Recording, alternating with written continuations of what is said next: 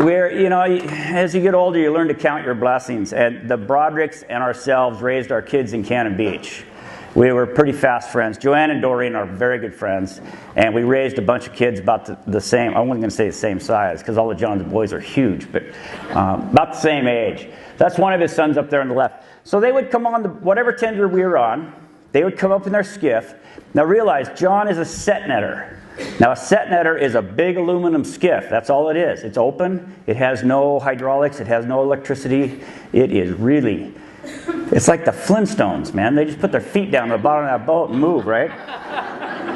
So they would come on and have a cup of coffee and be cool and leave. And I think to myself, if I'm staying in that skiff, I would come on. I want internet. I want a shower. I want communications. I want everything that the modern boat can give me. But they never did that. I don't know if he just trained his kids. Now this is Doreen, his wife, and she's down in a skiff, and Joanne's they're trying so hard to get together and talk, but it's so far, and sometimes it's rough. It's really can be a disappointing thing, but those two are fast friends. It was a wonderful thing.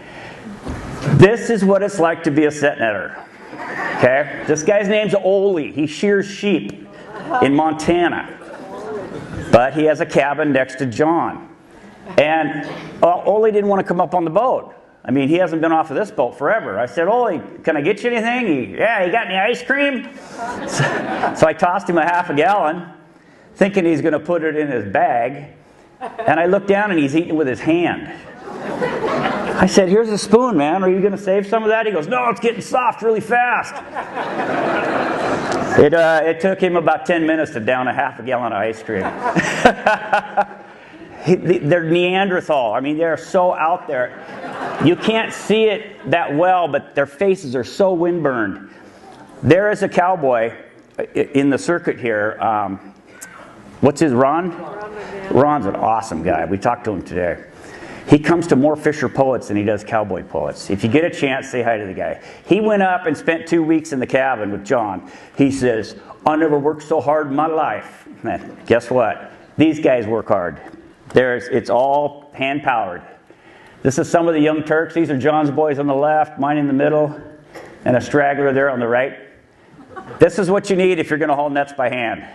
John wrote a hilarious song last night about letting his youngest, Max, become captain. I got to get a recording of it. It's just so good. Okay, we're going to get out of here. Oh no, this is a great story.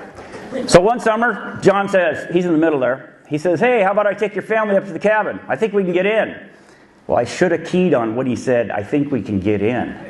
I didn't know what that meant. Do you have bears or what's going on, right? So they go putzing out of there, and I didn't make this trip. As a captain, I got to stay in the boat. And there's the other brothers there, and they're doing the thing. The net comes up the side of the skiff, they pick the fish out, and the net goes over the side of the skiff. You could probably learn how to do this in a day, okay? So I can just see this. I can hear John. He's such a smooth guy. Hey, Max, jump off the bow there and start pulling the boat. You know, they're a long ways from the cabin, right? John's in back, probably just telling a story, singing a song.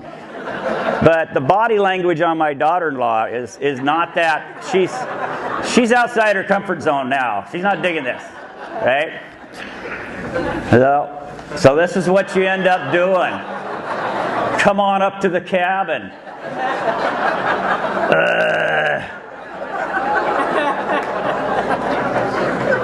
I'm really glad she wasn't any more pregnant than that. I'll tell you that. There was some serious straining going on there. But there's the cabins. They had a great visit. I'm going to try to moralize this picture. This is John and Doreen, and he had the presence of mind to grab a buoy stick. He looks like that farmer picture, you know? There they are, down home, man, in the cabin. It's been a really great gig seeing these guys and knowing them. And this is the gang. This was the afternoon. Check it out. Before they got muddier going back and then had to come on down. They were tired by the time they got home. We had to go to work. Okay, let's go to work. Let's talk about work in Bristol Bay. 32 feet, that's all you're allowed. You can't go 1 inch over. 32-foot boats, a lot of them are aluminum, the modern ones, and a lot of them will hold 20,000 pounds. And there's a huge disparity between Some guys are really aggressive with super fast boats and big engines, and some guys just take it easy and smoke cigars while they drift up the river. I mean, you can play it any way you like. They come up alongside like this. That shows you the difference in size. And then, I don't know if this explains it very well, but this is a highline boat down on the south line of the Noosh. This guy would unload 2 bags at a time. A bag is 1,000 pounds. Our crane could lift it easy. So we'd yank 2,000 pounds out in a whip. And if he had 20,000 pounds, we'd be done with him in 10 minutes. I think he got 450,000 pounds last year. That's how good this guy is. Anybody that's been a fisherman knows there's always some guy in the fleet that he's just heads and tails above everybody else. And, you know, they're not hiding it or secret or anything else. They're just good. They're born to do it. So we swing these bags onto our boat. We have our great big tanks open. I like to pop them right in. Keeps from losing the scales, that sort of thing. That's 32-degree water. Swing over a couple more, pick up on some rumors, and cut them loose. We made these guys money by being fast. But since you're fast, everybody wants to come to you. And that's what happened here. This is after a closure. They announce, you know, it's going to fish from noon till 6 in the evening. Well, at 6 o'clock, everybody runs in to unload. And we can save them a lot of time, but it still takes time. It's grueling work. It's tiring. It's lots of bad weather. When I talked about those big tides, 20-foot tide, 25-foot tide might kick up a 4 or 5 knot current against the wind. Then you get this situation. This guy has too much fish on board. He can't run into protection to unload. He has to unload out here. The bears get rich, and the bulls get rich, and the pigs go broke, right? That's what happens when you're a greedy fisherman. I don't want to say greedy because the fish sometimes they just come too hard. You just can't help it. But this is what it looks like after a couple days of no sleep. I swear these guys are usually pretty bright-eyed, but they're about 2 weeks into a season, and I know they haven't slept for 50 hours, and I just let them lay down for a half an hour because something broke, they had to get up. So they don't even know that they're alive right now. They're bad. Now Joanne doesn't go to bed a lot of the time because the radios are on, you got to be up and monitoring what's going on. So we got a thick enough carpet, she would just hang out down there. And this poor guy, I just couldn't bear to wake him up because all he's doing is putting water on his boat. And the guys on the back deck are all working, and he fell asleep, and the water's spilling over the side. And I thought, I'm just going to leave him there. He gets a 10-minute nap, you know. That's not an unusual thing in Bristol Bay, to see guys falling asleep almost anywhere. And this is just, what would I call it? This is a hot rod. This is one of those hard-hitting guys with big engines, fast crew. It's an aggressive place. If you get down there on the line where the fish are coming apart, it's a crazy place. I'll tell you what. And that's the payoff. 500,000 pounds of salmon. They kick us out of Bristol Bay and say, get going. And I go, where do you want me to go? And they say, we're making phone calls. We'll let you know. You know, I might go to King Cove, which is only 1,000 miles away. But I might go clear up to Prince William Sound. We actually sent a boat to Canada a few years ago.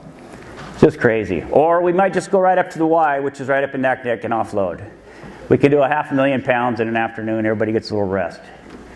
Okay, you following me? Yeah. It just dawned on me. I had this deja vu thing. It kind of went, you're on stage talking to people. Jeez, Jack. And this is King Cove, where we might run the fish down to. That was more common. King Cove has a huge Peter Pan cannery. Okay, let's get out of Bristol Bay. We're done. Send the family home. Everything's cool. My dear wife, she says, well, why don't I just ride down to Dutch Harbor with you? I said, well, okay, I hope it doesn't get rough, you know. So we start hitting these kind of waves. Well, that kind of a wave on a 123-foot boat, they're called square waves. If they hit just right, not, you know, it might be 1 out of 500,000. But if they hit just right, they'll bend the steel. Without fail, every single time I went to the shipyard, every 2 years, they had to replace part of the bow. I kind of got a nickname for it. I said, well, this boat's too light. You know, they should have built it heavier. But waves will hit it and bend the bow. And if you're really unlucky, you'll break out your windows. But I never did do that. So you can see how the boat rises. It dips and rises, dips and rises. Now there's only 3 motions a boat can make. Did you know that? It's only 3. I don't have much light on me, but You can pitch, okay? You can roll, or you can yaw, okay? And then when you get doing all three, like this, it's pretty simple, really, if it's doing it. So how's that make you feel? I think my wife wished I never would have taken this picture. Okay, Captain Jack, I got another freebie. I showed you the Alaska thing. This is the kind of stuff we do on big boats because we take these super long wheel watches and we make stuff up, okay? Here we go. If you've ever been seasick, or if you ever think you're gonna be seasick, do not go to the pharmacy. Don't take drugs, don't use wristbands. All that stuff is it's just mush. I can tell you, I've done this hundreds of times. Just eat an apple. Don't have orange juice, don't have coffee, don't have bacon and eggs. If you're going out on a charter, have another apple. And when you get out there and you're not feeling so good, and those apples got to come up, it tastes just like warm applesauce. It's not bad, let me tell you. In fact, it's so not bad, have another apple to get the taste out of your mouth. I mean, if I should have marketed that 20 years ago, right? Jack's Apples. Anyway, my wife would like you ladies to know it feels exactly like morning sickness. No difference. Except you can't get away from it.